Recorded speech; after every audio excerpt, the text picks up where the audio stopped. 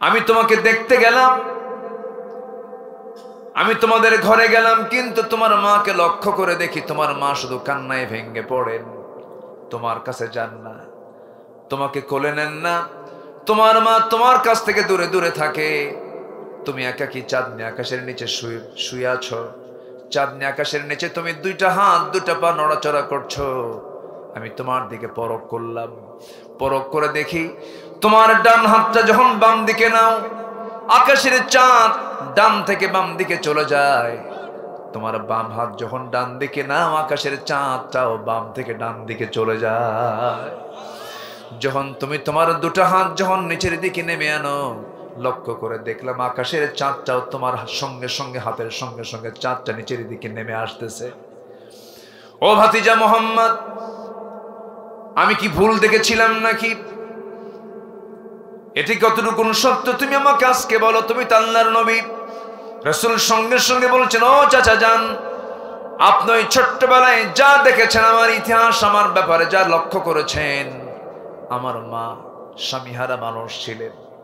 আমার জন্ম যখন হলো, একজন মা সবচাইতে বেশি খুশি হন সেই সন্তানটা তার স্বামীর কোলে যদি তুলে দিতে পারবেন। কিন্তু আমার মা, আমার যখন জন্ম হয়ে গেছে, সন্তানটা কোলে নিয়ে বারবার স্বামীর কথা মনে হয়, কষ্ট বেড়ে যায়। আমাকে নিতে পারলে তার কষ্টের পরিমাণটা বেড়ে যায়। এই জন্য তিনি আমাকে নিতে চান নাই, আমি তার কোলে থাকতে পারি নাই। সেই জন্য আল্লাহ পাক আমার জন্য ওই শূন্যতা পূরণ করার জন্য আল্লাহ রাব্বুল আলামিন আকাশের চাঁদ আমার জন্য খেলনা বানাইয়া দিয়েছিলেন। জোরে বলে সুবহানাল্লাহ, আর জোরে বলে সুবহানাল্লাহ। সেই নবীজি বলতেছেন যে এই দুধ বাটি থেকে কখনো ফুরাবে না যতক্ষণ না আমি আমার ঠোঁটটা না লাগাবো বাটিতে। নবীজি এবার সবার শেষে দুধ পাত্রে ঠোঁটটা লাগালেন, পান করলেন, দুধ ফুরে গেল। নবীজি আগে খেতেন না খাওয়াতেন? বলেন, আসতে বলবেন না। খেতেন না খাওয়াতেন? এমনকি বাড়ির স্ত্রী পর্যন্ত। আউযু বিল্লাহি মিনাশ শাইতানির রাজীম।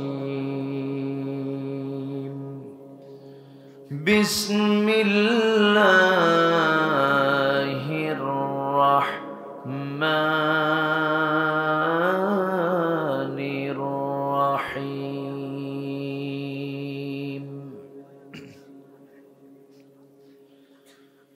ইয়া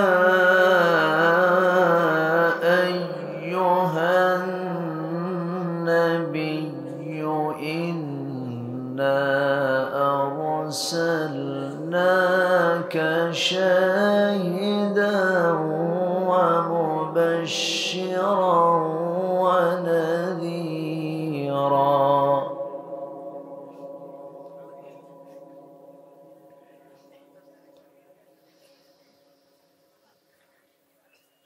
وداعيا إلى الله بإذنه وسراجا منيرا.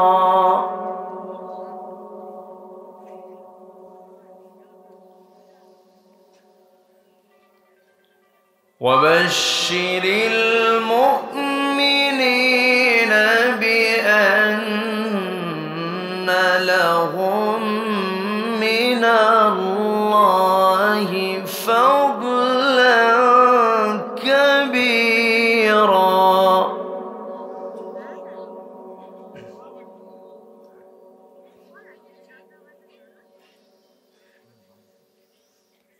ولا تطع الكافرين والمنافقين ودع أذاهم وتوكل على الله.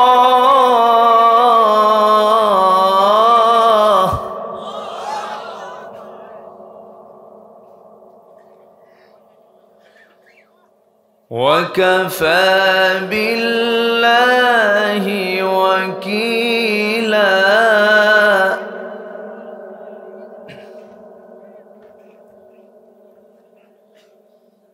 وتوكل على الله وكفى بالله وكيلا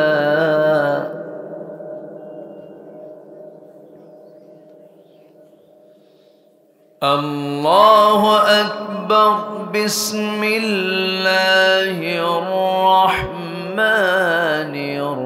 الرحيم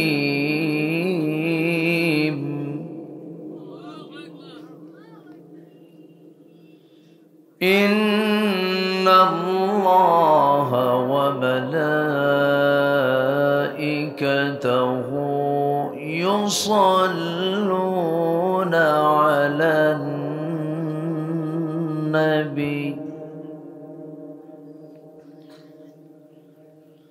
يا أيها الذين آمنوا صلوا عليه وسلموا تسليما اللهم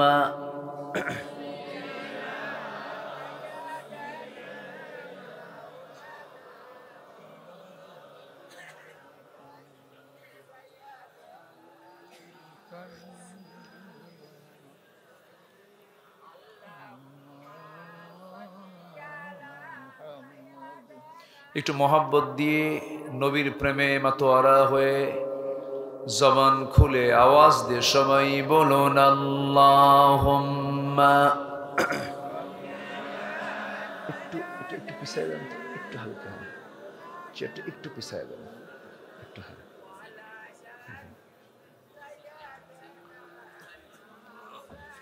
রিভার দরকার নাই, আওয়াজ বাড়ায় দেন সুন্দর করে। সবাই বলুন বালাগাল উলা বিকামালিহি কাশাফাত তুজা বিজামালিহি হাসনাত জামিউ খিসালিহি সাল্লু সিরাজুল تمهي فخر دو عالم دلبار مولاه شريف الأنبياء نسخا كل أديان دغره بلغ العلا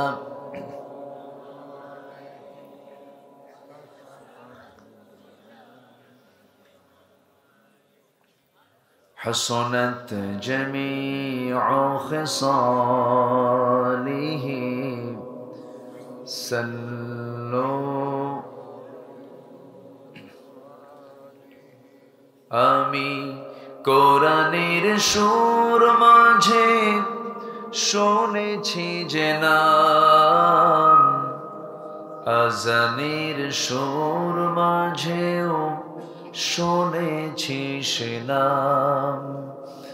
ও নাম শুনেছি আমি আমার হৃদয়, হে রাসূল নবীজি তোমায়, হে রাসূল নবীজি তোমায়। সবাই বলি সাল্লাল্লাহু আলাইহি ওয়াসাল্লাম।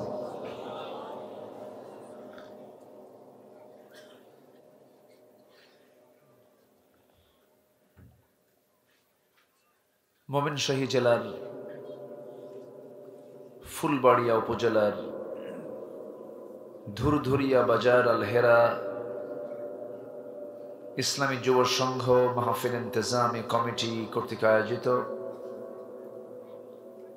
13তম বার্ষিকী ইসলামী মহাসম্মেলন 2024 মহৎ আয়োজনের সম্মানিত সুযোগ্য সভাপতি হাতিয়া ইসলামী মাদ্রাসার সম্মানিত ভাইস প্রিন্সিপাল, অত্র সংঘের সম্মানিত উপদেষ্টা, নন্দিত আলেমে দ্বীন মাওলানা মুহাম্মদ আলী সাহেব, আজকের প্রোগ্রামের বরেণ্য প্রধান অতিথি, বিশেষ অতিথি হযরত উলামায়ে কেরাম, বিশেষ করে স্পেশালি আমার পূর্বে আলোচনা রেখেছেন নন্দিত আলেমে দ্বীন, প্রথিতযশা মুফাসসির কোরআন, আমার বন্ধুবর মাওলানা আবু সাঈদ নেসারি হাফিজাহুল্লাহ, উপস্থিত আজকের মাহফিলের প্রধান আকর্ষণ, যাদেরকে নিয়ে আজকের এই সাজানো গোছানো বর্ণাঢ্য আয়োজন, তাওহীদের পতাকাবাহী, কালিমার ঝান্ডাবাহী, দ্বীন ইসলামের নরসারদুল বীর মুজাহিদ, প্রাণ প্রিয় সম্মানিত দ্বীনি ভাইরা, আড়ালে বসে আছেন শ্রদ্ধেয়া সম্মানিতা মা বোনেরা। আলোচনার সূচনায় আনুষ্ঠানিকতার মধ্য দিয়ে আমার পক্ষ থেকে আবারও দিলখোলা সালাম, আসসালামু আলাইকুম ওয়া রাহমাতুল্লাহি তাআলা ওয়া বারাকাতুহু। সবাই কেমন আছেন? সবাই কেমন আছেন? আমাকে প্রশ্ন করলেন। আল্লাহ তাআলা আমাকে আপনার মতোই আপনার সাথেই তো রেখেছেন। বলছি আলহামদুলিল্লাহ। হাড় কাঁপানো শীতকে উপেক্ষা করে সারাদিনের কর্মব্যস্ততা পাড়ি দিয়ে ক্লান্ত শ্রান্ত দেহটাকে স্বস্তি দেবার জন্য ধীরে ধীরে যখন আরামের বিছানার দিকে চলে যাওয়ার কথা, ঠিক সেই সময় বসে আছি কোরআনের টানে জান্নাতের বাগানে। যে মনি এমন একটি বরকতময় জায়গায় আসার মতো বসার মতো তৌফিক দিলেন, সেই মহান রবের শানে বলে উঠছি আলহামদুলিল্লাহ। চিৎকার মেরে বলছি আল্লাহুম্মা ইন্নী আসআলুকা আল হুদা ওয়াত তুকা ওয়াল আফাফা ওয়াল গিনা। সবাই বলি আল্লাহুম্মা আইন্নি আলা যিকরিকা ওয়া শুকরিকা ওয়া হুসনি ইবাদাতিকা। মহান রব্বুল আলামিনের শুকর আদায় করে নিলাম। মহান রব্বুল আলামিন এই নগণ্য গোলামকে এর আগেও এখানে আসার তৌফিক দিয়েছিলেন, আমি এসেছিলাম। আল্লাহ পাক আবারও এমন একটি ময়দানে এমন চাঁদমাখা মুখগুলো আল্লাহ পাক আমাকে দেখার সুযোগ করে দিয়েছেন, আলহামদুলিল্লাহ। সম্মানিত হাজিরিন, আমি আমার অভ্যাস অনুযায়ী কোরআনে কারীমের গুরুত্বপূর্ণ একটি সূরা সূরাতুল আহজাব থেকে কয়েকটা আয়াতে কারীমা আমি তেলাওয়াত করেছি। আয়াতগুলোকে সামনে রেখে কিছু কথা বলতে চাচ্ছি। আমাকে সময় দেওয়া যাবে তো? কারো কোনো সমস্যা নেই? জোরে বলি ইনশাআল্লাহ। আবারও বলছি ইনশাআল্লাহ। সম্মানিত হাজিরিন, এই পৃথিবীতে প্রতিটি মানুষের জন্য সময় অনির্ধারিত না নির্ধারিত? নির্ধারিত। লা ইস্তাখিরুনা সাআতাও ওয়া লা ইস্তাকদিমুন। তার মৃত্যুর সময় হয়ে গেলে একটু আগেও হবে না, পরেও হবে না। একদম মেপে মেপে সময় দিয়ে দেয়া আমার জন্য, আপনার জন্য, সবার জন্য। এক সেকেন্ডও কম বেশি হবে না। জন্ম হয়েছে, মৃত্যুটা কোন দিন হবে এটাও আমরা জানি না, তবে মৃত্যু যখন তখন হতে পারে, ঠিক কি না? বেঁচে থাকার কোনো গ্যারান্টি আছে আমাদের? কোনো গ্যারান্টি নাই। তো আমরা যেহেতু মরেই যাচ্ছি, যখন তখন ইমানদারের প্রস্তুতি নিতে হবে সর্বক্ষণের জন্য, দুনিয়ার না আখিরাতের। আসতে বলবে না, দুনিয়ার না আখিরাতের? আখিরাতের। আমার রাসূলকে প্রশ্ন করা হয়েছিল, মান আকিয়াসুন নাস ওয়া আহজামুন নাস ইয়া রাসূলুল্লাহ, সবচাইতে চালাক এবং বিচক্ষণ লোকটা কে, একটু আমাদেরকে জানাবেন? আমার রাসূল বললেন, ক্বালা আকসারুকুম যিকরান লিল মাউত ওয়া আকসারুহুম ইসতি'দাদা উলাইকাল আকিয়াস যাহাবু বিশরফিদ দুনিয়া ওয়া কারামাতিল আখিরাহ আও কামা ক্বালা আলাইহিস সালাতু ওয়াস সালাম। সেই লোকটাই সবচাইতে বেশি চালাক এবং বিচক্ষণ, যে ব্যক্তি মৃত্যুর কথা বারবার মনে করে। কিসের কথা? মৃত্যুর কথা। এবং এই চিন্তা তাকে দুনিয়ার মর্যাদা এবং আখিরাতের মুক্তির জন্য বিশাল একটি মাধ্যম। এই চিন্তা। সম্মানিত ভাইয়েরা, সম্মানিত বন্ধুগণ, আমি আপনি কেউ থাকবো না। এই যে ৩-৪ বছর মাঝখানে চলে গেছে, এর মাঝেও বহু আমার আপনার কত আপনজন দুনিয়া থেকে বিদায় নিয়েছেন। আমিও একদিন বিদায় নেব। একদিন শুনবেন আব্দুল আল আমিন নাই, একদিন শুনবেন অত্র মাহফিলের সম্মানিত সভাপতি মোহাম্মদ আলী নাই, একদিন শুনবেন আব্দুর রহমান নাই, আরেকদিন শুনবেন আব্দুল মালিক নাই। এরকম করেই হয়তো আজ থেকে ১০০ বছর পরে এখানে যারা আছি কেউ নাই। এটাই দুনিয়া। কিন্তু আমি আপনি কি নিয়ে যাচ্ছি, এই বিষয়ে আমার আপনার চিন্তা করার দরকার আছে না নাই বলেন তো? আছে। আল্লাহ তাআলা ইমানদারকে দরদ দিয়ে ডাকতেছেন, কি সুন্দর করে ডাকতেছেন।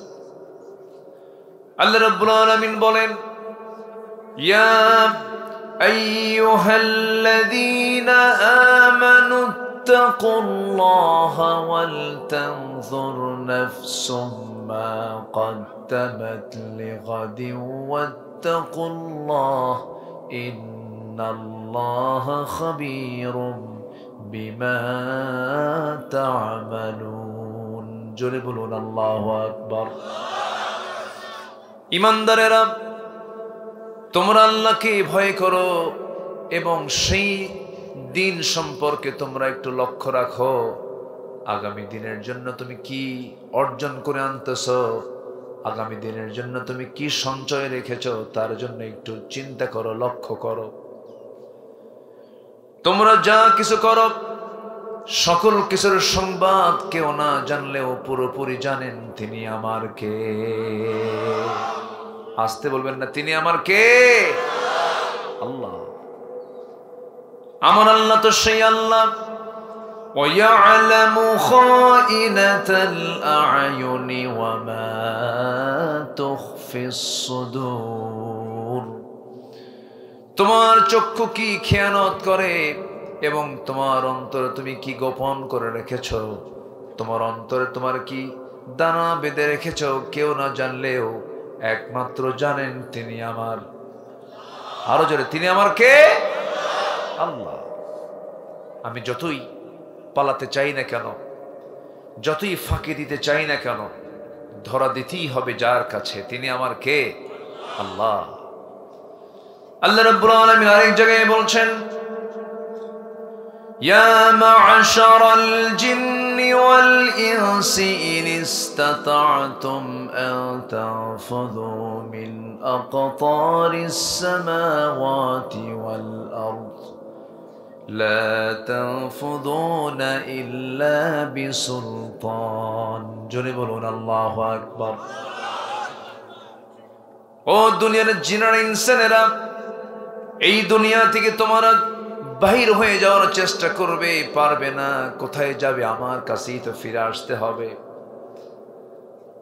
কোথায় তুমি পালাবে? সুযোগ নাই, কোনো সুবিধা নাই, তোমার আমার কাছে ফিরে আসতে হবে, কোনো সুযোগ নাই পালিয়ে যাওয়ার জন্য।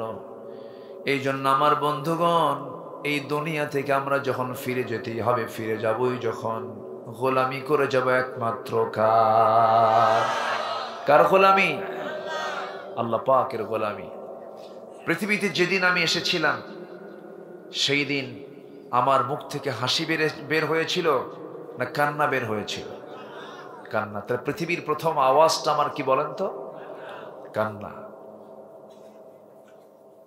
আমি হেসে দুনিয়াতে আসিনি, আমার ভাষা ছিল প্রথম ভাষা। প্রতিটি শিশুর পৃথিবীতে আসার প্রথম ভাষাই হলো হাসি না কান্না? কান্না। পৃথিবীটা হাসির আসলে জায়গা নয়, পৃথিবীটা কান্নার জায়গা। আসল হাসবো কোথায় গিয়ে বলেন তো? বলেন কোথায় গিয়ে হাসবো আমরা? অর্থাৎ আনন্দ। আনন্দের জায়গা হলো জান্নাত। আর দুনিয়া সিজনুল মুমিন, দুনিয়াটা হলো মুমিনদের জন্য একটা কারাগার। ওয়া জান্নাতুল লিল কাফির, কাফিরদের জন্য হলো একটা জান্নাত। হুজমাতুল জান্নাহ বিল মাকারিহি ওয়া হুজবাতুন নার বিশ শাহওয়াত। জান্নাতটা অনেক কষ্ট দিয়ে ঘেরানো, আর জাহান্নামটা দুনিয়ার মোহ মায়া মমতা দিয়ে ঘেরানো। এই জন্য আখিরাতকে কমপ্লিট করতে হলে, আখিরাতকে সুন্দর করতে হলে, পৃথিবী কি খেলতামাশা আনন্দ মন যা চায় তা কি করার জায়গা? এখানে বিধান মেনে চলতে হবে কার? আসতে বলবেন না কার? আল্লাহ পাকের। রাত একটু গভীর হয়েছে, আমি এসেছি অনেক আগেই। আমারও মন চায় মাহফিলের মূল সময় উঠে যাওয়া, কিন্তু ফুলবাড়িয়া ময়মনসিংহ এই এলাকায় একটু বেশি রাতে মাহফিল হয়। এই এলাকার একটা ট্র্যাডিশন সিস্টেম পদ্ধতি, তারা অনেক রাতে তারা আলোচনা শোনেন। তা আমি কি আপনাদের অনুমতি নিয়ে কি আলোচনা শুরু করতে পারি? শুরু করা যায় তো? একটু লক্ষ্য করছি দু একজন ভাই একটু উঠে গেলেন। আমি আর নতুন করে একজন মানুষও যেন আমার চোখে না পড়ে যে কেউ উঠে দাঁড়ালেন অথবা চলে গেলেন, কারণ এটা সাধারণ কোনো জনসভা নয়, সাধারণ কোনো সম্মেলন নয়। এটা হলো কোরআন কারীমের একটি দর্শের জায়গা, একটি ইবাদতের জায়গা। এখানে যতক্ষণ বসবো গুনাহ মাফ হবে, ফেরেশতারা দোয়া করবেন, চতুর্দিকে ফেরেশতারা আমাকে আপনাকে পাহারা দিচ্ছেন। এখন আল্লাহু আকবার বলেন। সম্মানিত ভাইয়েরা, সম্মানিত ভাই সব, মূল পয়েন্টের দিকে আস্তে আস্তে আমরা চলে যাচ্ছি। সম্মানিত বন্ধুগণ, আমরা নতুন একটা পরিবেশ পেয়েছি, নতুন একটা সিচুয়েশন আমরা এই দেশে লক্ষ্য করছি। এই পরিবেশ ছিল না। এই মাহফিলগুলো বাস্তবায়ন করতে গেলে আগে থানার কাছে যাওয়া লাগতো। থানা যদি বলতো মাহফিল হবে হবে, যদি বলতো হবে না হবে না। প্রত্যেকটা প্রায় মাহফিল কমিটির জুতার তলা ক্ষয় হয়ে যেত, মাহফিলের পারমিশন মিলত না। সম্মানিত বন্ধুগণ, সেই পরিবেশ আর নাই। এখন উল্টা থানায় ফোন দিয়ে বলে কিছু লাগবে কি? ঠিক কিনা? ঠিক কিনা? এই পরিবেশ যিনি তৈরি করেছেন তিনি আমার কে? আসতে বলবেন না, তিনি আমার কে? যুবকরা, তোমরা পরিবর্তন এনেছো। আজকের মাহফিলে যুবকরাই বেশি, যুবকরাই পারে দেশকে গড়তে।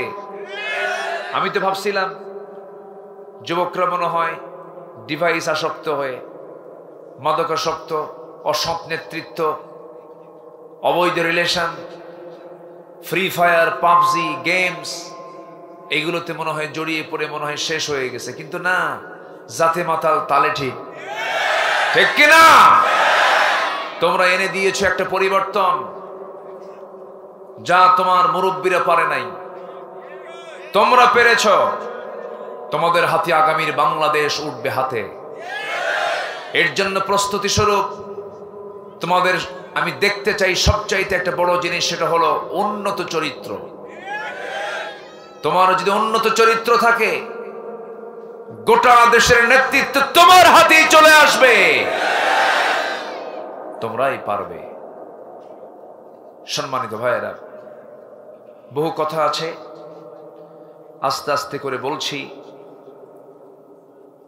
আমি সেখান থেকে কথা বলতে চাচ্ছি যেখান থেকে আমি তেলাওয়াত দিয়ে শুরু করেছি। আমার রাসূলকে আল্লাহ পাক সম্মান সবচেয়ে কম দিয়েছেন না বেশি দিয়েছেন? সবচেয়ে কম না সবচাইতে বেশি? আমার নবীজি শুধু সাধারণ নবী নন, তিনি সকল নবীদের তিনি সর্দার, এসেছেন সবার পরে, কিন্তু তিনি হলেন সাইয়্যিদুল আম্বিয়া। বাইতুল মুকাদ্দাসে যখন আমার রাসূল উপস্থিত হলেন, আমার নবীর সম্মানে সকল নবীকে হাজির করা হলো।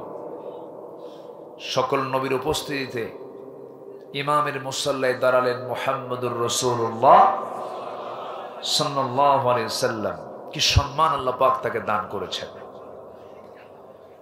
সেই নবীজির জীবন থেকে আমরা কিছু আজকে আদর্শ শিখে যাব। জোরে বলি ইনশাআল্লাহ।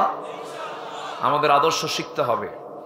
আমরা সেই শিক্ষা ব্যবস্থা পাইনি বিগত সময়গুলোতে।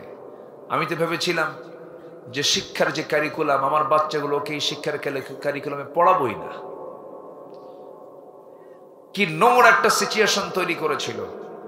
বছরের শুরুতে শিক্ষকদেরকে ব্যাঙের ডাক শিখালো, হাঁসের ডাক শিখালো।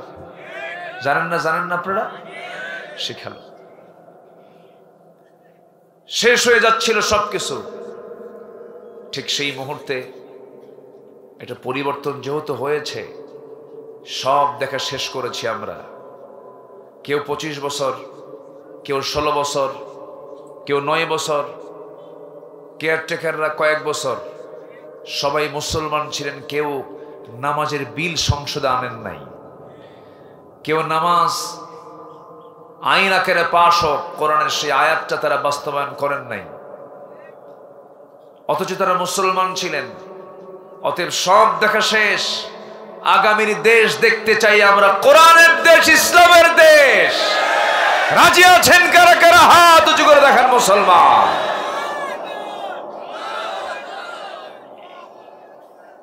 কেউ তো স্লোগান দেন না।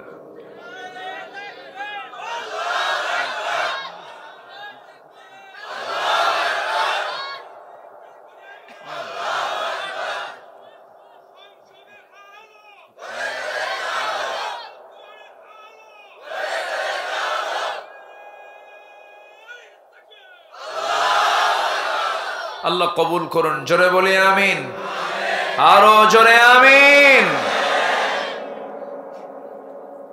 কোরআনের দরকার আছে না নাই? এক জায়গায় না সব জায়গায়? এখন কোরআন আছে কোন জায়গায়?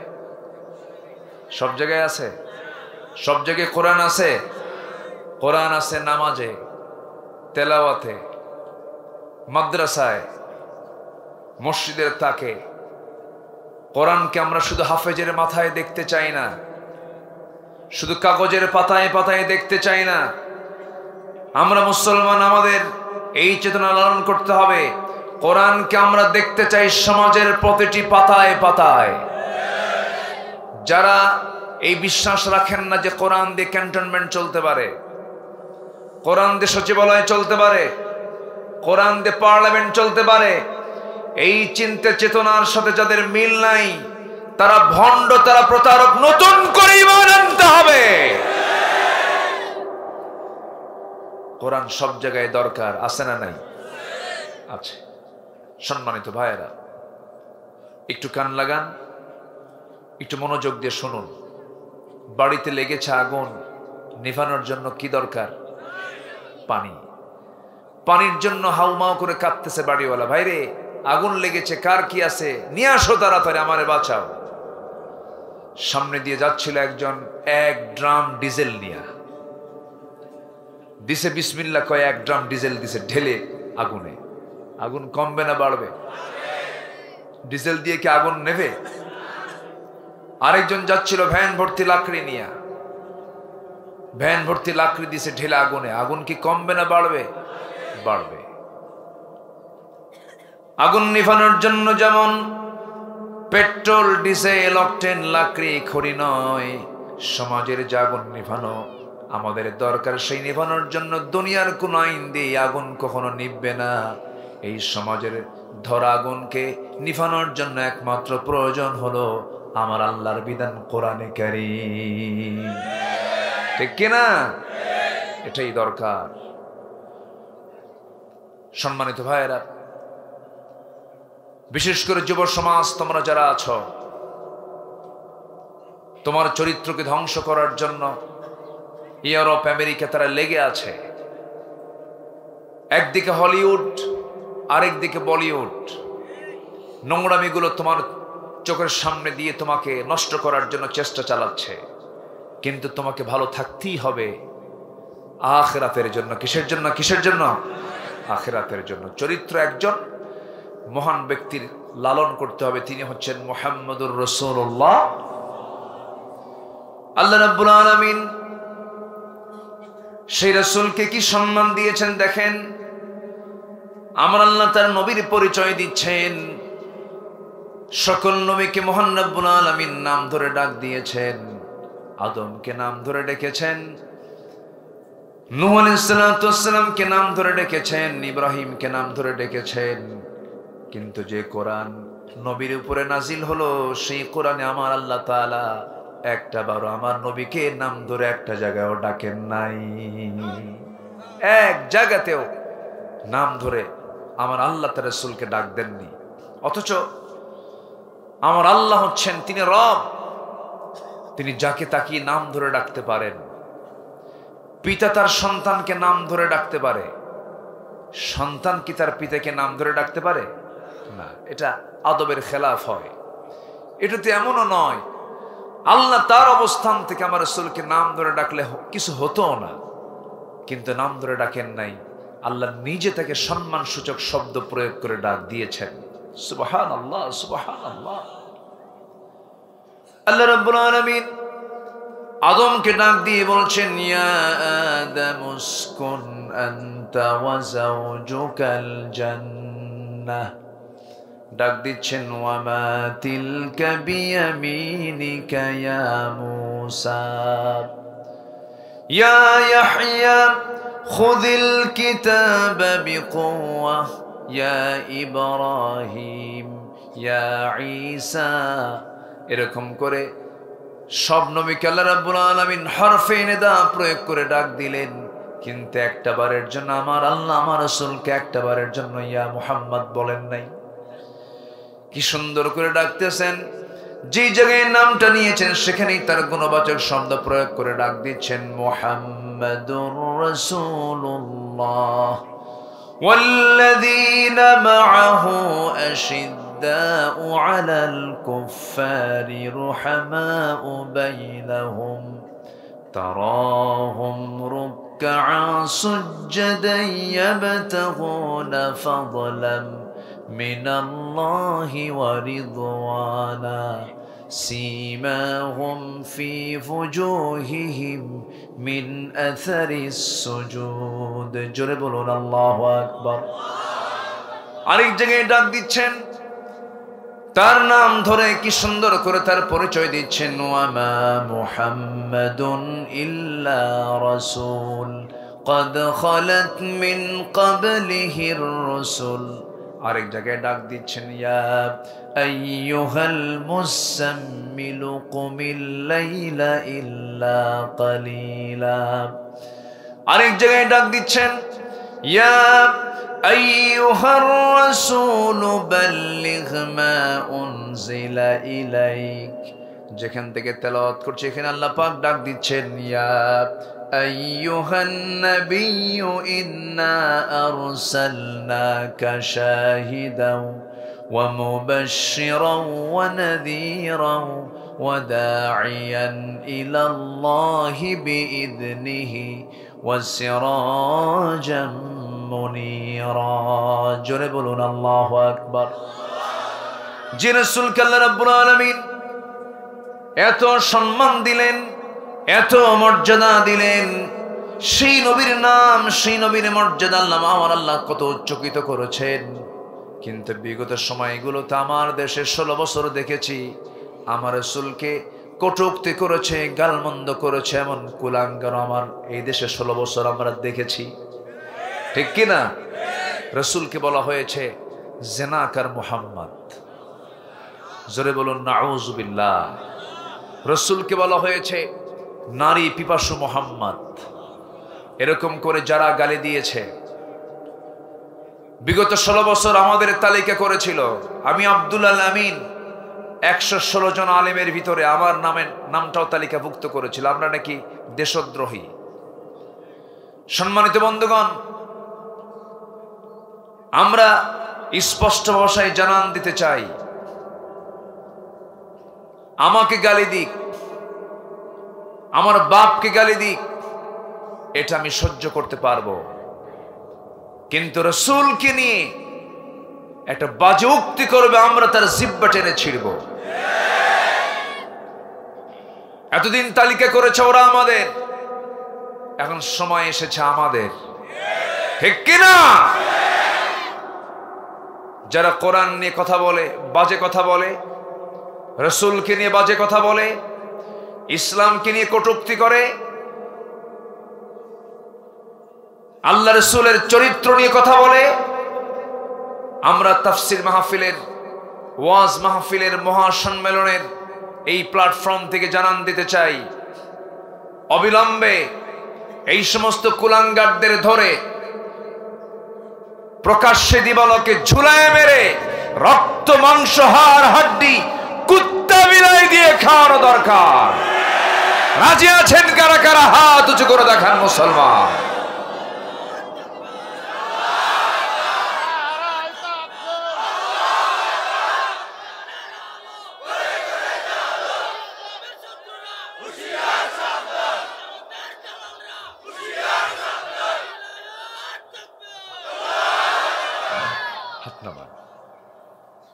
কষ্ট পাচ্ছেন নাকি? কষ্ট পাচ্ছেন? সম্মানিত বন্ধুগণ, বুকটা ফেটে যায় ওয়াজ মাহফিলের এই চেয়ারে যখন বসি, একজন মানুষের কথা বারবার মনে পড়ে যায়। উপস্থাপক তার নামটা উচ্চারণ করেছেন। সম্মানিত বন্ধুগণ, 2023-এর 13ই অগাস্ট একটা সুস্থ মানুষ জেল খাটলেন 13 বছর। সুস্থ মানুষকে জোর করে ধরে জোরপূর্বক হসপিটালে ভর্তি করায়া আবু হানিফা রাহিমাহুল্লাহর মতো শরীরের ভিতরে বিষ প্রয়োগ করে, পয়জনিং করে তাকে কেমন করে নির্মমভাবে হত্যা করা হলো।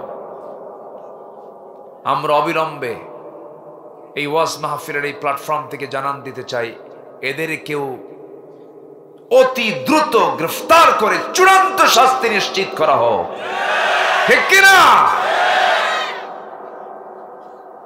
এই কথাগুলো কি আমাদের অন্যায় না নেয়? কেউ কি মন খারাপ করছেন? আমি একজন নগণ্য, আমাকে মানুষ আলেম মনে করে, কিন্তু আমি নিজে জানি তো আমি কি। সেই এলেম কালাম আমার মধ্যে নাই, কিন্তু আমার তো এতটুকুন প্রতিক্রিয়া ব্যক্ত করা উচিত একজন মজলুম আলেমের শাস্তি নিশ্চিত করার জন্য, ঠিক কিনা? একজন মজলুম আলেমকে এইরকম করে নির্যাতন করা হয়েছে, অবশ্যই তার যারা আসামি তাদের শাস্তির দরকার আছে না নাই? 2009 সাল আমার জীবনের প্রথম হজ, আমি হজে গিয়েছিলাম 2009 সালে প্রথম। ওই বছরই ছিল হলো আল্লামা সাইদ রাহিমাহুল্লাহর জীবনের শেষ হজ। উনি 2010-এ গ্রেফতার হলেন 30 জুন, একসঙ্গে আরাফা, মিনা, মুজদালিফা।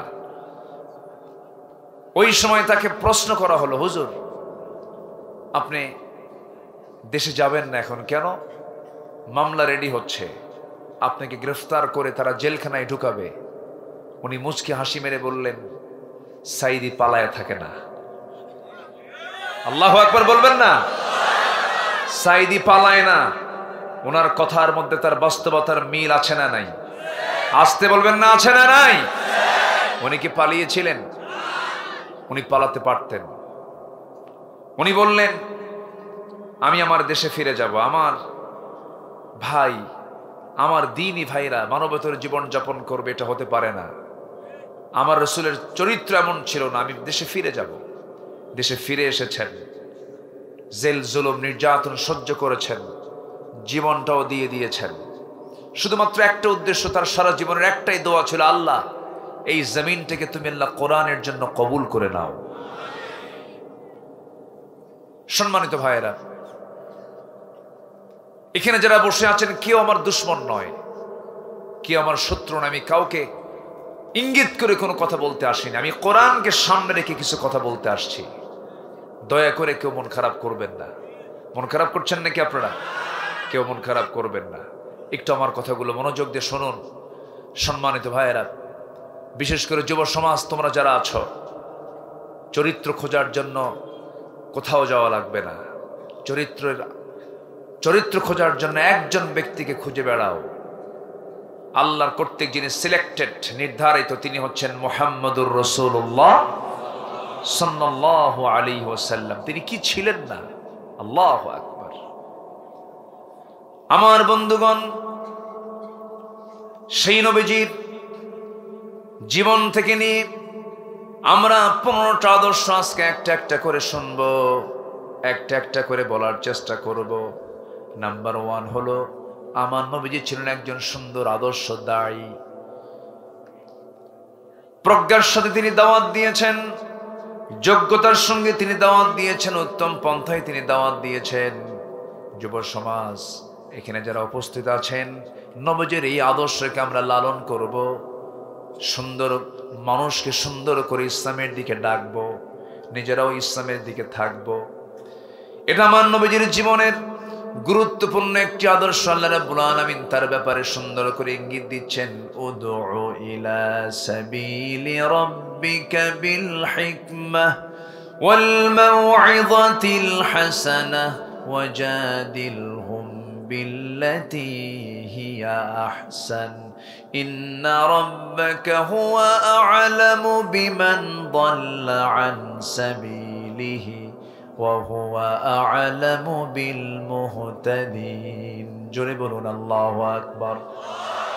হে নবী, আপনি মানুষকে দাওয়াত দেন, মানুষকে প্রজ্ঞার সাথে উত্তম নসিহতের মধ্য দিয়ে মানুষকে দাওয়াত দেন। আমার নবীজি তার সারা জীবন যে মানুষকে দাওয়াত দিয়েছেন মক্কার মাটিতে, তিনি কি ফুল পেয়েছেন না পাথর পেয়েছেন? কি পেয়েছেন? কি পেয়েছেন? পাথর পেয়েছেন। মক্কার মাটিতে দাওয়াত দিতে গিয়ে নিজেও মার খেয়েছেন। মাথা থেকে পা পর্যন্ত এমন কোনো জায়গা নাই যেখানে দাগের চিহ্ন নাই আমার নবীজির দেহতে। আমার নবীজির কপালের ঠিক মাঝখানে দাগের চিহ্ন, গালে দাগের চিহ্ন, দুটো দাঁত ভাঙ্গা। আমার নবীজির ওহুদের ময়দানে দাঁত ভাঙ্গা, খন্দকের প্রান্তরে কোমরটা কুঁজো হয়ে গেছে কোদাল মারতে মারতে। নবুয়তের এই 23 বছরে দিন প্রতিষ্ঠার সংগ্রাম করতে গিয়ে আমার নবীজির দাঁত চলে গেছে, কোমর চলে গেছে, শরীরের প্রত্যেকটা জায়গায় দাগ পড়েছে। শুধুমাত্র একটাই কারণ, সেটা হলো রাসূল চেয়েছেন কোন আইন চলবে না, আইন চলতে হবে কার? আসতে আইন চলতে হবে কার? রাদিয়াল্লাহু তাআলা আনহু একদিন নামাজের জন্য মক্কার মাটিতে কাবা শরীফের দরজার সামনে গিয়ে নামাজ শুরু করবেন। মক্কার হাওয়া খুব গরম সেই সময়। তখন মক্কার সিটি মেয়র হচ্ছে আবু জেহেল। আমার নবীজির এই প্রিয় সাহাবী রুকু থেকে সেজদার দিকে যখনই গিয়েছেন, উপর্যুপরি হামলা শুরু হয়ে গেছে। নামাজের মধ্যে আক্রমণ, জমিনে ফেলে দিয়া নাকের উপরে খড়ম জুতা দিয়া চাপা দিয়ে তার নাক থেকে রক্ত বের করে দিয়েছে। সেন্সলেস হয়ে পড়ে আছেন তিনি। ওরা ভেবেছে মনে হয় আবু বকর মারাই গেছে। বেশ কিছুক্ষণ তার সেন্স নাই। সেন্স যখন ফিরে আসলো, সাইয়েদনা আবু বকর সিদ্দিক রাদিয়াল্লাহু তাআলা আনহু মনে মনে চিন্তা করলেন, আমার যা হয় হোক, আমি আবু বকর দুনিয়া থেকে বিদায় হলে তেমন কোনো ক্ষতি হবে না। না জেনে চোরাগুপ্ত হামলার শিকার আমার নবীজি হলেন, এই চিন্তা মাথায় নিয়া নিজের বাড়ির দিকে না গিয়ে, নিজের চিন্তা না করে আমার নবীর দরজার সামনে দাঁড়ায় গেলেন। দরজায় ডাক দিলেন, নক করলেন, দরজা খুলে গেল। আমার নবীজি দরজা খুলেই দেখেন বন্ধু আবু বকরের নাক থেকে রক্ত গড়ে গড়ে পড়তেছিল। রাসূল আশ্চর্য হয়ে বলছেন, আবু বকর, এরকম করে তোমার নাক থেকে রক্তগুলো গড়ে গড়ে পড়ে কেন, কি হয়েছিল বলো? তিনি বলছেন, ইয়া রাসূলুল্লাহ, নামাজ পড়তে নিয়ে চোদ্বা সাহেব আমার নাকটা বোচা করে দিয়েছে, আমাকে রক্তাক্ত করে দিয়েছে হুজুর। আমার নবীজি বললেন, আবু বকর, কি করা যায় বলো তো? তিনি বলছেন, ইয়া রাসূলুল্লাহ, আমি আমাকে নিয়ে ভাবি না, আমি আপনাকে নিয়ে ভাবি। আমার মন বলছে আজকে তারা আপনাকেও আক্রমণ করতে পারে, এই মুহূর্তে আপনার বাড়ি থাকা যাবে না। চলুন আমরা দুজন মিলে মক্কার বাইরে চলে যাই, আউটসাইডে চলে যাই।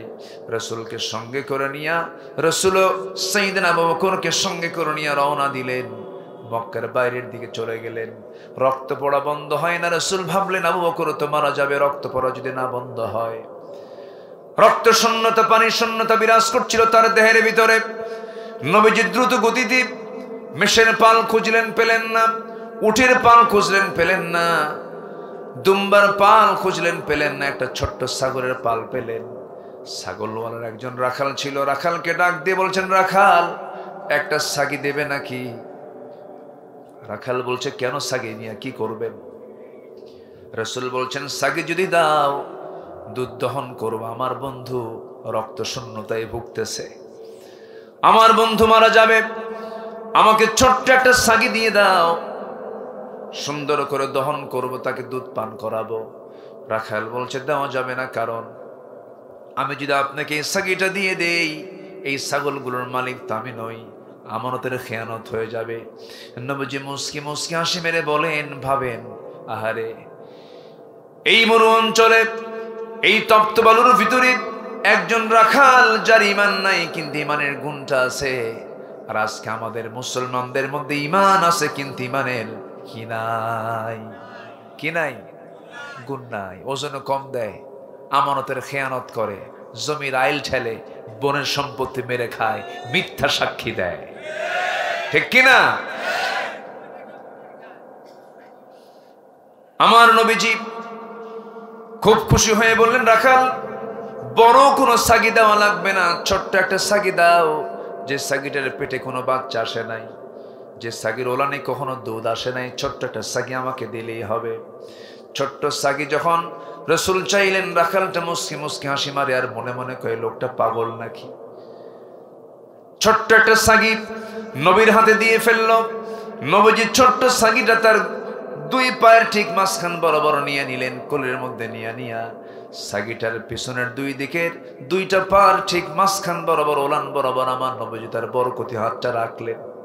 বরকতি হাতটা রেখে যখন বিসমিল্লাহ বলে ফোঁ দিলেন, গোটা ওলান, গোটা দুধ ভরপুর হয়ে গেছে। নবীজির মুজিজা প্রকাশ পেয়ে গেল।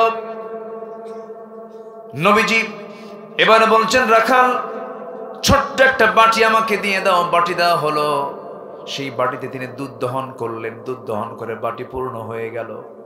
এবার রাসূল বলছেন, আবু বকর, সকালবেলা রক্তাক্ত হয়েছে, এখন বরকতের দুধ খাও। যখন তাকে বাটি দেওয়া হলো, পাত্র যখন দেওয়া হলো, বিসমিল্লাহ বলে খাওয়া শুরু করলেন, পান করা শুরু করলেন। এত পরিমাণ দুধ পান করলেন যে পেটের চামড়া টাইট হয়ে গেছে।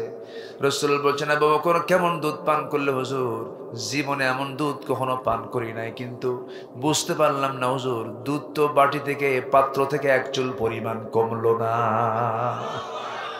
জোরে বলি সুবহানাল্লাহ। আমার নবীজি এবার বলছেন, ও আমার আবু বকর, তুমি দুধ কমাতে পারবে না, রাখালকে দিয়ে দাও। রাখালের হাতে যখন বাটি দেওয়া হলো, রাখাল যখন পান করা শুরু করবে, আমার নবীজি বিসমিল্লাহ বলে দিলেন। সেও পান করে শেষ করতে পারলো না পাত্রের দুধ। রাসূল বলছেন সাহাবীরা এই জায়গায় যদি আরো আল্লাহর কিছু বান্দা থাকতো কেউ এই দুধটা কেউ ফুরাতে পারতো না যতক্ষণ না আমি নবীজি এই পাত্রে আমার মুখটা না লাগাই। জোরে বলে সুবহানাল্লাহ, আরো জোরে বলে সুবহানাল্লাহ। আল্লাহ পাক আমার নবীর মাঝে এই সৌন্দর্য দিয়েছেন, এই মুআজিজাগুলো আল্লাহ পাক তার রাসূলকে দান করেছিলেন। নবীজির জন্ম যখন হলো মাত্র 3 দিন বয়স, কয়দিন বয়স? 3 দিন। নবীজি পৃথিবীর বুকে এসেছেন মা আমিনার কোলে। আবু তালেব একদিন বলছেন, ভাতিজা মুহাম্মদ, আমি তোমাকে দেখতে গেলাম তখন তুমি 3 দিনের বাচ্চা। স্মৃতিচারণ করলেন। তো তুমি তো এখন আল্লাহর নবী হয়ে গেছো, আমি তোমার একটা বিষয় প্রশ্ন করতে চাই। বলেন চাচা, কি বলবেন? তুমি 3 দিনের শিশু যখন আমি তোমাকে দেখতে গেলাম, আমি তোমাদের ঘরে গেলাম, কিন্তু তোমার মাকে লক্ষ্য করে দেখি তোমার মা শুধু কান্নায় ভেঙে পড়েন, তোমার কাছে যান না, তোমাকে কোলে নেন না, তোমার মা তোমার কাছ থেকে দূরে দূরে থাকে। তুমি একাকী চাঁদনি আকাশের নিচে শুয়ে আছো, চাঁদনি আকাশের নিচে তুমি 2টা হাত 2টা পা নড়াচড়া করছো। আমি তোমার দিকে পরখ করলাম, পরখ করে দেখি তোমার ডান হাতটা যখন বাম দিকে নাও, আকাশের চাঁদ ডান থেকে বাম দিকে চলে যায়। তোমার বাম হাত যখন ডান দিকে নাও, আকাশের চাঁদটাও বাম থেকে ডান দিকে চলে যায়। যখন তুমি তোমার 2টা হাত যখন নিচের দিকে নেমে আনো, লক্ষ্য করে দেখলাম আকাশের চাঁদটাও তোমার সঙ্গে সঙ্গে, হাতের সঙ্গে সঙ্গে চাঁদটা নিচের দিকে নেমে আসতেছে। ও ভাতিজা মুহাম্মদ, আমি কি ভুল দেখেছিলাম নাকি? এটি কতটুকু সত্য তুমি আমাকে আজকে বলো। তুমি তো আল্লাহর নবী। রাসূল সঙ্গে সঙ্গে বলছেন, ও চাচা যান, আপনি ওই ছোট্টবেলায় যা দেখেছেন আমার ইতিহাস, আমার ব্যাপারে যা লক্ষ্য করেছেন, আমার মা স্বামীহারা মানুষ ছিলেন। আমার জন্ম যখন হলো, একজন মা সবচাইতে বেশি খুশি হন সেই সন্তানটা তার স্বামীর কোলে যদি তুলে দিতে পারবেন। কিন্তু আমার মা, আমার যখন জন্ম হয়ে গেছে, সন্তানটা কোলে নিয়ে বারবার স্বামীর কথা মনে হয়, কষ্ট বেড়ে যায়। আমাকে নিতে পারলে তার কষ্টের পরিমাণটা বেড়ে যায়। এই জন্য তিনি আমাকে নিতে চান নাই, আমি তার কোলে থাকতে পারি নাই। সেই জন্য আল্লাহ পাক আমার জন্য ওই শূন্যতা পূরণ করার জন্য আল্লাহ রাব্বুল আলামিন আকাশের চাঁদ আমার জন্য খেলনা বানাইয়া দিয়েছিলেন। জোরে বলে সুবহানাল্লাহ, আর জোরে বলে সুবহানাল্লাহ। সেই নবীজি বলতেছেন যে এই দুধ বাটি থেকে কখনো ফুরাবে না যতক্ষণ না আমি আমার ঠোঁটটা না লাগাবো বাটিতে। নবীজি এবার সবার শেষে দুধ পাত্রে ঠোঁটটা লাগালেন, পান করলেন, দুধ ফুরে গেল। নবীজি আগে খেতেন না খাওয়াতেন? বলেন, আসতে বলবেন না। খেতেন না খাওয়াতেন? এমনকি বাড়ির স্ত্রী পর্যন্ত আম্মা জান আয়েশা বলেন, আমি রাসূলকে কোনো খাবার দিতে গেলে আমি আগে খাওয়াতে পারতাম না। আল্লাহু আকবার, আমি আগে খাওয়াতে পারতাম না। বলতে, হুজুর খান, হুজুর দুধ আনছি, দুধটা পান করুন। রাসূল মুস্কি হাসি মেরে বলতেন, আয়েশা তুমি আগে খাও, এরপর আমি খাবো। আমি আয়েশা নিজে গ্লাসের দুধটা আমি পান করতাম, রাসূল আমাকে দেখতেন। আমি আয়েশা কোন দিকে ঠোঁট লাগাই, রাসূল ঘাড়টা একটু বাঁকা করে দেখে নিতেন, আমি কোন দিকে ঠোঁটটা লাগায় দিয়ে পান করলাম। নবীজি আমার সেই গ্লাসটা যখন নিতেন, যেই দিকে ঠোঁট লাগাতাম, নবীজি সেই দিকে ঠোঁট লাগায় পানি পান করতে। মুহাব্বত কাকে বলে? আমি আয়েশা যখন গোশতগুলো খেতাম, হাড়গুলো চুষে চুষে রেখে দিতাম, আমার নবীজি সেই হাড়টা চুষে চুষে রেখে দিতেন। আমার বন্ধুগণ, সারা জীবন নবীজি আগে খাওয়া দিয়েছেন, এরপরে তিনি খেয়েছেন। এটা হলো নেতার বৈশিষ্ট্য। আর আমার দেশের অধিকাংশ নেতাগুলো আগে খায়, আগে খাওয়ায় না, আগে খায়। খাওয়ায় না খায়, শুধু কি খায় না, দেশ থেকে পাচারও করে, পাচারও করে। বলতে গেলেই তো দোষ হয়ে যায়। আমরা কি বলতেও পারবো না? বলার দরকার আছে না নাই? সম্পদ দিয়ে হলোটা কি? কি লাভ হলো? দেশের শীর্ষস্থানীয় একজন ধনী, হ্যাঁ, মুখের দাড়িটা ছিল সুন্নাহ, সুন্নাহ দাড়ি, মুখের দাড়ি সুন্নাহ দাড়ি, সেই দাড়িটা কাটলো কোন কোন মহব্বতে, কোন চেতনায় সে দাড়িটা কেটে ফেললো? হ্যাঁ, কি ঠিক কিনা? ঠিক কিনা? দাড়ি রেখেছি আমরা কার মহব্বতে? নবীর মহব্বতে। রাসূলের মুখে দাড়ি ছিল, আমরা দাড়ি রেখেছি। সেই দাড়িটা কাটলো হলো বাঁচার জন্য, আমাকে যেন কেউ না দেখে দাড়ি কাটলো। মাথার চুল সাদা কালো বানালো, পাঞ্জাবি খুইলা গেঞ্জি পরলো, পাজামা খুলে লুঙ্গি পরলো, নৌকায় চললো বন্ধু নিয়া। কোস্টগার্ড ধরে ফেললো, আইনমন্ত্রীকে ধরে বলল, স্যার আমি চিনছি, চলেন এখন থানায় চলেন। আমি কি একা আসছি? আমি তো একা এখানে আসি না, আমি তো জামাতের সাথে আসছি। কে কই যে বসে আছে দেখো, কেউ চেনা যায় না তো, মাথার চুল কালো, ভালো করে দেখো, ওটাই দরবেশ। ঠিক কিনা?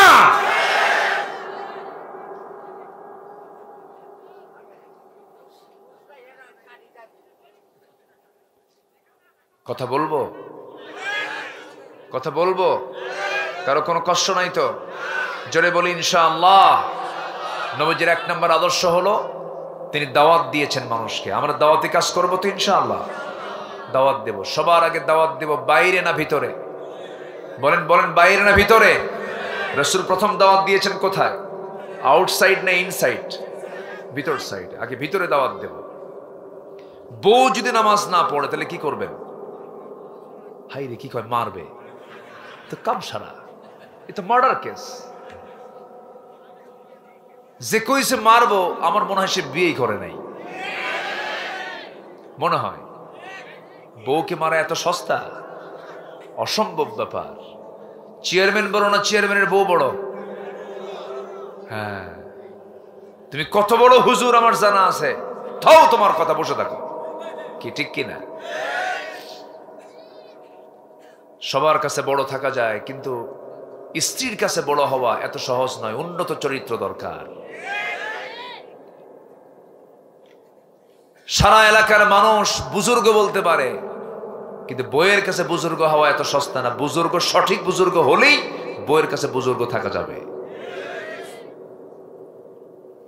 সম্মানিত ভাইয়েরা, সম্মানিত বন্ধুগণ, বহু কথা তো স্ত্রীকে দাওয়াত দিতে হবে। স্ত্রী যদি নামাজ না পড়ে, 4টা কারণে স্বামী তার স্ত্রীকে শাসন করতে পারবেন, মারতে পারবেন। কয়টা কারণে শুনবেন? কি মারার জন্য? লক্ষণ তো খুব খারাপ দেখতেছে।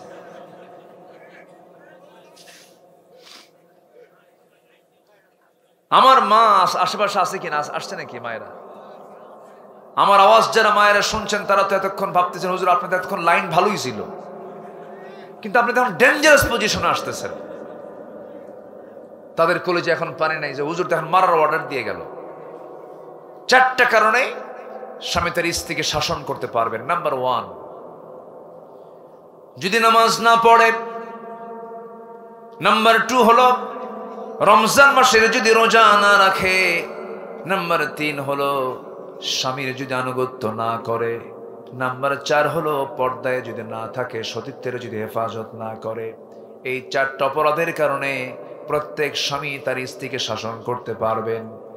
কিন্তু শাসন করার ক্ষেত্রে সেখানে শর্ত হলো, যদি তার স্ত্রীকে সে মারতেই চায়, মুখে মারা যাবে না, চোখে মারা যাবে না, কানে মারা যাবে না, নাকে মারা যাবে না, বুকে মারা যাবে না। তবে মারতে গেলে যে লাঠিটা ব্যবহার করবে, সেই লাঠিটা থাকতে হবে তার পকেটের সেই মেসোয়াক।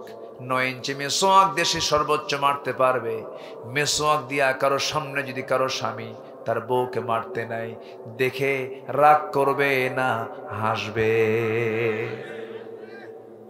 কি প্ল্যানে ছিলেন? উপায় নাই, উপায় নাই, মারা যাবে না। হ্যাঁ, এত সুন্দর মানুষ আপনারা, বলি আলহামদুলিল্লাহ। আমি এর আগে তো এসেছি, আমি তো ময়দান চিনি, বুঝি। খুব সুন্দর আপনারা, বলি আলহামদুলিল্লাহ। আমার নবীজি এবার বললেন, রাখাল তুমি থাকো। মনে আছে আপনাদের? মনে আছে? মনে আছে? তুমি থাকো, আমরা চলে যাই, সন্ধ্যা হয়ে গেছে, বাড়ির দিকে চলে যাই, এখন ঠান্ডা হয়ে গেছে, আমরা চলে যাচ্ছি। রাখাল কান্দে। রাখাল কি করে? কান্দে। রাখাল কান্দে আর বলে, আমাকে আপনারা নিয়ে যান, কি সুন্দর ছোঁয়া পেলাম, কি সুন্দর সংস্পর্শ পেলাম, আমাকে নিয়ে যান, এখানে আমার আর ভাল লাগে না। রাসূল বলছেন, তুমি তো কিছুক্ষণ আগে বলেছ এগুলো তোমার আমানত, খেয়ানত করা যাবে না। রাখাল, আমার সঙ্গে গেলে পরে তো ছাগলগুলো দেখার লোক নাই, তাই তো ঠিক আছে, যাব না, কিন্তু একটা শর্ত আছে। সেই শর্ত হলো, আপনি আপনার কোলের মধ্যে ছোট্ট সাগিটা নিয়া ওলানটার পিছনে হাত দিয়া যখন আপনি মনে মনে কি যেন দোয়া পড়লেন, সেই দোয়াটা আমাকে শিখায় দিয়ে যাবেন, আমার কোনো দাবি নাই। রাসূল মুস্কি হাসি মেরে বললেন, এই দোয়া পড়ে কি করবা? সঙ্গে সঙ্গে বলতেছে, মাঝে মাঝে এই দোয়া পড়ে ফোঁ দিব আর দুধ খাবো। আল্লাহু আকবার বলে। আমার নবীজি বললেন, 1000 বার মুখস্থ করে দোয়া করলে তো কোনো লাভ হবে না, কারণ শিরকিয়াতের পচা দুর্গন্ধ তোমার মধ্যে আছে, তোমার মধ্যে তাওহীদ নাই, তোমার মধ্যে ঈমান নাই, তোমার মধ্যে দ্বীন নাই, ইসলাম নাই। শিরকিয়াতের পচা দুর্গন্ধ তোমার দেহ থেকে, তোমার হৃদয় থেকে সম্পূর্ণ ডিলিট করে দিয়া তাওহীদের পেয়ালা যদি লালন করতে পারো, সেই সময় এই দোয়া পড়লে সঙ্গে সঙ্গে তার কাজে লাগিয়ে যাবে। যেরকম সুবহানাল্লাহ। সঙ্গে সঙ্গে সেই রাখালটা নবীজির আপাদ মস্তক মাথা থেকে পা পর্যন্ত বারবার দেখে আর চোখের পানি ফেলে ফেলে কেঁদে কেঁদে বলে, আমার সন্দেহ লাগতেছে, আপনি কে? আমার তো মন বলে আপনি হচ্ছেন ওই মক্কায় জন্ম নেওয়া সেই লোকটা কিনা, আব্দুল্লাহর পুত্র মুহাম্মদ নামে একজন আল্লাহর নবীর আগমন হয়েছে। আমার নবীজি মুস্কি মুস্কি হাসি মেরে বলে, ও রাখাল, তোমার বুঝতে ভুল হয় না, আমি সেই কাঙ্ক্ষিত নবী। যেরকম সুবহানাল্লাহ। দাওয়াত তার বন্ধ ছিল, তার দাওয়াত বন্ধ ছিল, মার খেয়েছেন, চলে এসেছেন মরু অঞ্চলে, ওখানে দাওয়াত দিলেন। সেই মরুর সেই রাখালটা কালেমা পড়লো, লা ইলাহা ইল্লাল্লাহ মুহাম্মাদুর রাসূলুল্লাহ। আমরা কালিমার দাওয়াত দেব, জোরে বলি ইনশাআল্লাহ। বউ যদি নামাজ না পড়ে, বুঝাবো, বলতে হবে, আমার স্ত্রী, দুনিয়াতে একই ছাদের নিচে ছিলাম, তোমার দেহ আমার দেহ একাকার করেছি, আমরা জান্নাতে একসঙ্গে থাকতে চাই, নামাজটা পড়ো। বউ কেন পড়বে না? স্বামীর দোষও আছে অ্যাভেলেবেল।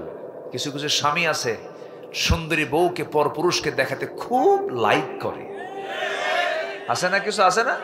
দেখায়, বলে, সুইটি সুইটি এদিকে আসো তো, একটু চা দাও তো। গায়ে কোনো কাপড় চোপড় নাই, আবার পরে বলে, এই বউটা দেখতে কেমন রে আমার, থাপ্পড়ায় দাঁত ভাঙ্গা দরকার, আছে না? নাই? তোর বউ তুই দেখ, তুই মানুষকে দেখাবি কেন? ঠিক কিনা? আবার শুধু দেখায়, জাতিকে দেখায়। R15 লেটেস্ট ভার্সন বাইক, তার প্যাসেঞ্জার সিট হলো 3 তলা আর ড্রাইভিং সিট হলো আন্ডারগ্রাউন্ড, দেখাই যায় না। হোন্ডায় চড়ায় বউকে, লাল শাড়ি আর লাল লিপস্টিক লাগায়া, চুলটা ছেড়ে দিয়া বউকে 3 তলায় উঠায় দিয়া, পিছনে চড়ায়া দিয়া, হোন্ডার দোকানে গিয়ে বলে, হোন্ডার পাইপ সরায় দে, স্যালেঞ্জার সরায় দিল। হোন্ডার আওয়াজ তো কম, এবার স্যালেঞ্জার ওই পাইপ যখন সরায় তখন ও আর হোন্ডার থাকে না, আওয়াজ হয় হেলিকপ্টার। বোঝেন নাই? দিল একখান টান, ত্রিশাল থেকে ভালুকা দিল একখান টান, এক টানে বউটাকে নিয়ে চললো। হেলিকপ্টারের আওয়াজ মনে করে জাতি শুধু চায় থাকলে কি যায়, এটা দেখায় দিল জাতিকে। সন্ধ্যার আগ দিয়ে 16 Pro Max আইফোন এই দিয়ে ছবি একখান তুলে, অর্ধলগ্ন ছবি তুলে ফেসবুকে আপলোড দিয়ে লিখলো, প্রিয় বন্ধুরা আসুন, আমার বউটাকে সবাই মিলে জামাতের সাথে দেখি। যেরকম নাউজুবিল্লাহ, এরকম কুরুচিপূর্ণ নোংরা চরিত্রের কিছু মানুষ সমাজে আছে না নাই? যুবকরা, তোমাদের সময় এসেছে এখন। তোমার গ্রামকে তুমি টার্গেট করো। 64,000 গ্রাম বাংলাকে যুবকরা যদি মাথায় নিতে পারো, তোমার গ্রামের কোন ঘর থেকে বোরকা ছাড়া মহিলা বের হয়, সেই বাড়িতে গিয়ে বলো, মুরব্বী, আপনার বাড়ি থেকে কোন মহিলাকে আর বেপর্দায় বের হতে দেব না, বোরকা পরে বের হতে হবে। কি রাজি আছো? রাজি আছো? তোমার গ্রামের মাতব্বর যে নামাজ পড়ে নাই, মাতব্বরি করে, আছে না? খালি বিড়ি খায়। বিড়ি খাওয়া মুরব্বী আছে না নাই? আবার মাহফিল এসে বলে, হুজুর বিড়ি খাওয়া কি জায়েজ আছে? উনি জায়েজের চেষ্টায় আছেন।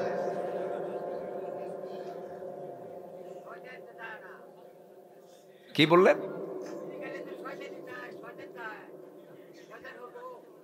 ও জি, হ্যাঁ, সেটাই তো কথা। বিড়ি কি টান মারে, ওরে এক টানে ধোয়া 3 তলায় পাঠায়, আছে না নাই? টান দিল। শীতের মধ্যে এটার প্রকোপ কমে না বাড়ে? বাড়ে। খুব ঠান্ডা লাগে তো, হুজুর একটু গরম করতেছে, গরম। এ পর্যন্ত যতগুলো বাজেট হয়েছে, প্রত্যেকটা বাজেট অর্থমন্ত্রী বিড়ির দাম বাড়াইছে। যারা বিড়ি খায় তারা কয় আরো বাড়া, প্রয়োজনে বাড়ি বেঁচে খামো। এত নেশা। আল্লাহ তুমি সকল নেশা থেকে জাতিকে হেফাজত করো। জোরে বলি আল্লাহুম্মা আমিন। রাগ করলেন নাকি আপনারা? রাগ করা যাবে না। আমার নবীজির শেষ আমল কি ছিল জানেন? শেষ আমল, সর্বশেষ যে আমলটা ছিল আমার নবীজির মিসওয়াক। কি ছিল? মিসওয়াক। মিসওয়াক করে মুখটা পরিষ্কার করে আমার নবীজি দুনিয়া থেকে বিদায় নিয়েছেন। আমার নবীজি যখন মারা যাবেন, আম্মা জান আয়েশার ঘরটাকে তিনি পছন্দ করলেন। বলেন, আয়েশা, আমার গোটা শরীরে প্রচন্ড ব্যথা। ইহুদিরা আমাকে খাবারের মধ্যে বিষ ঢুকে দিয়েছিল, সেই বিষের যন্ত্রণা এখন শুরু হচ্ছে আমার। আমি মনে হয় বাঁচবো না, আমি মনে হয় মারা যাব। এই কথা বলে তিনি শুয়ে পড়লেন। বালিশ আগায় দাও। রাসূল বলেন, না আয়েশা, বালিশটা আগায় দিও না, তোমার উরুটা দাও। মাথায় রাখলেন। বললেন, মাথায় পানি ঢেলে দাও। পানি ঢেলে দেওয়া হলো। হঠাৎ করে সাইয়্যিদিনা বেলাল আজান দিয়েছেন। রাসূল তার অভ্যাস অনুযায়ী তিনি উঠে দাঁড়িয়ে নামাজে যাবেন। ওঠার চেষ্টা করি, মাথা চক্কর মেরে পড়ে যেতে নিলেন।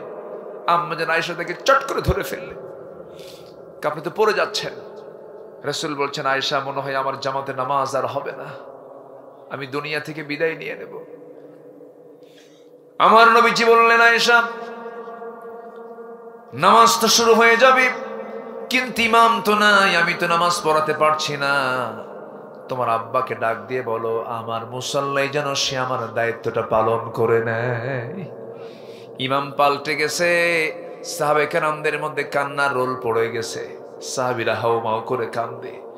আমার নবীজি বললেন, আয়েশা রে, আমার সাহাবীরা কান্নাকাটি করছে, নামাজ পড়তেছে, আমাকে একটু নিয়ে যাও তো জানালার কাছে।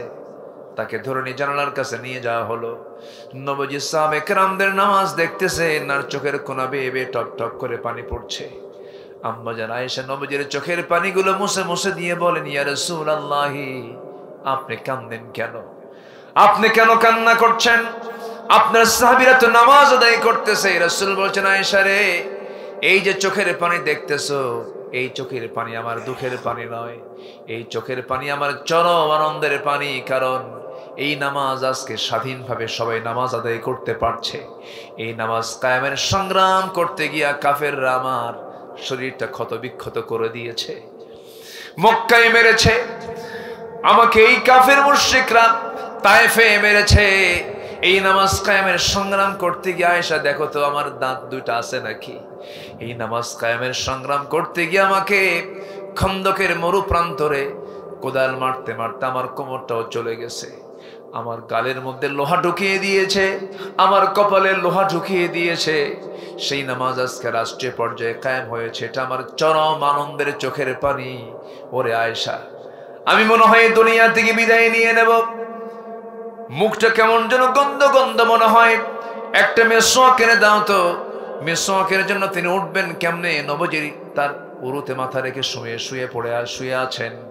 ভাইকে ডাক দিয়ে বলছেন, ভাই আব্দুর রহমান, একটা মেসওয়াক এনে দাও। মেসওয়াক এনে দেওয়া হলো। আম্মা জান আয়েশা সিদ্দিকা রাদিয়াল্লাহু তাআলা আনহা মেসওয়াকটাকে চাবায়া নরম করে দিয়া নবীর হাতে তুলে দিলেন, নবী যেন কষ্ট না হয়। নবীজি মুস্কে একখানা হাসি মারলেন। মেসওয়াকটা দিয়া মেসওয়াক শুরু না করে সেই মেসওয়াকের আগায় লেগে থাকা আম্মা জান আয়েশার মুখের থুতুগুলো নবীজি চুষে চুষে পান করতেছে। আমার নবীজি মুস্কে হাসি মেরে বলছেন, আয়েশা রে, জীবনের শেষ সময় এসে তোমার কিছু হক আদায় করার চেষ্টা করলাম আয়েশা, আমি মনে হয় বাঁচব না, দুনিয়া থেকে বিদায় নিয়ে নেব। আমার নবীজি মেসওয়াক সম্পূর্ণ করলেন, মুখটাকে পরিষ্কার রাখলেন, মুখের মধ্যে কোনো দুর্গন্ধ রাখলেন না। কারণ এই মুখে কার জিকির? আসতে বলবেন না, কার জিকির? এই মুখের নাম নেব কার? যে মুখে আল্লাহর নাম হবে সেই মুখে কোনো বাজে জিনিস ঢুকানো যাবে।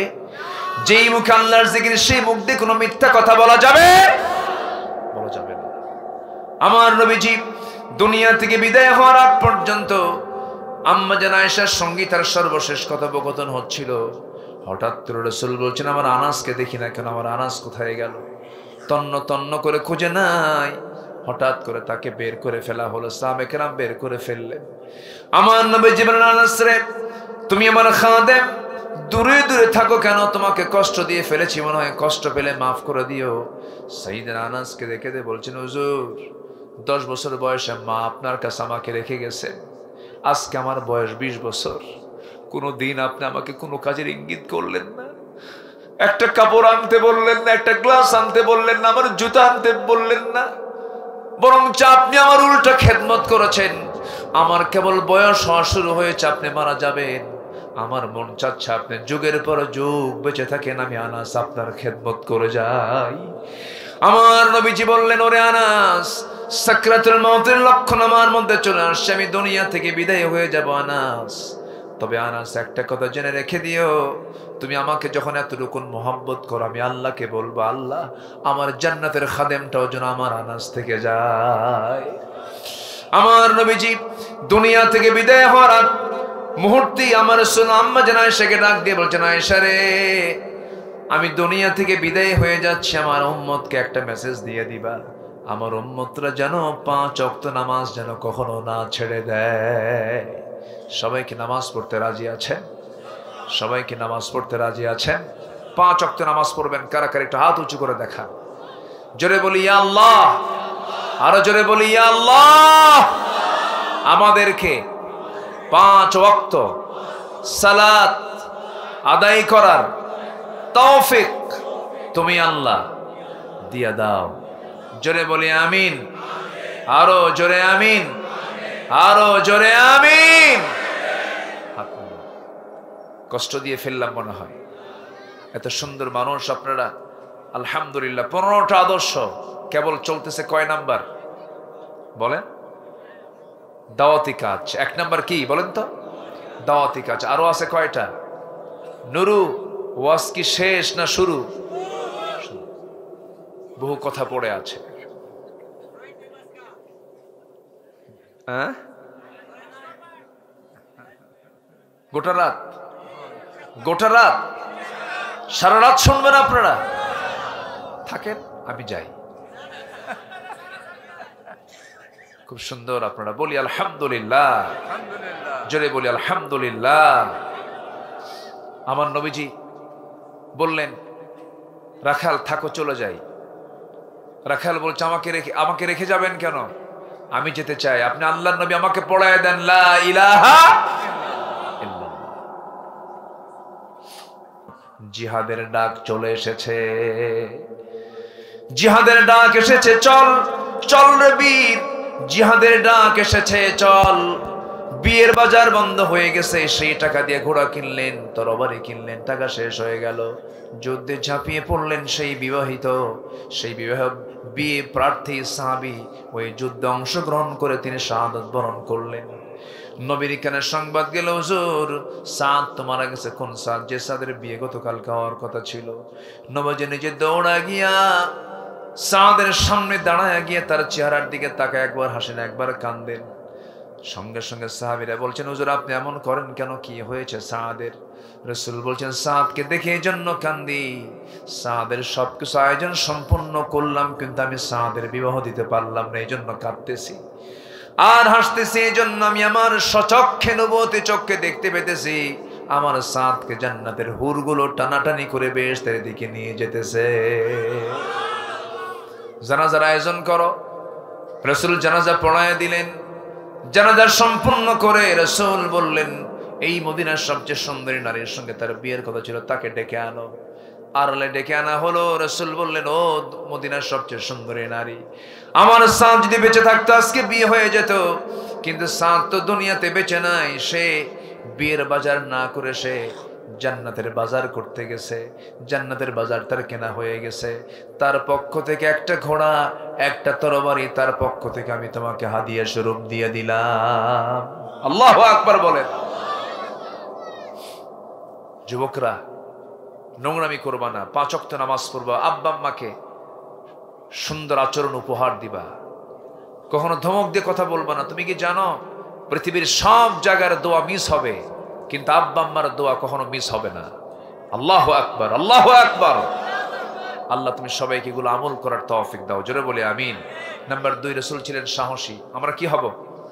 সাহসী। নাম্বার 3, রাসূল ছিলেন ধৈর্যশীল, আমরা ধৈর্যশীল হব, জোরে বলি ইনশাআল্লাহ। বলেন তো, নামাজ আগে না ধৈর্য আগে? ধৈর্য আগে। ব্যবসা আগে না ধৈর্য আগে? বিয়ে আগে না ধৈর্য আগে? সেই দিন এক মহিলা ফোন দিয়ে বলে, হুজুর আমার স্বামী না সকালে একবার তালাক দেয়, বিকেল একবার তালাক দেয়, আমার স্বামী কি আছে? কি মুসিবত না বলেন। ধৈর্য। নাম্বার 4 হলো পরিবারের প্রতি দায়িত্বশীলতা। রাসূল ছিলেন পরিবারের প্রতি খুব দায়িত্বশীল ছিলেন।